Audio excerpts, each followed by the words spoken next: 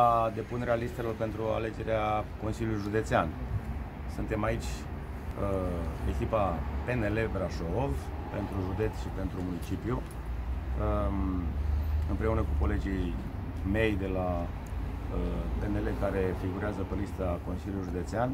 Vom câștiga aceste alegeri și vom implementa împreună la nivelul județului Brașov multe dintre proiectele care sunt și la nivelul municipiului Brașov, dar și în zona metropolitană de implementat, pe ce înseamnă accesibilitate, mobilitate.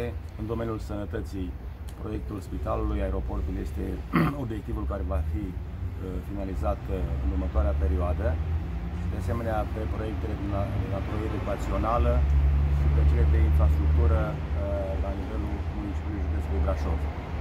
Nu pot fi lucrurile gândite altfel decât într-o formulă de acest fel.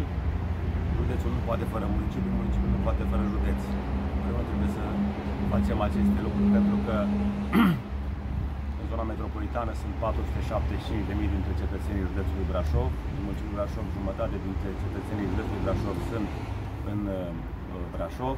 Deci, într-un cuvânt, împreună pentru județul Brașov, pentru ceea ce este de făcut în următoarea perioadă.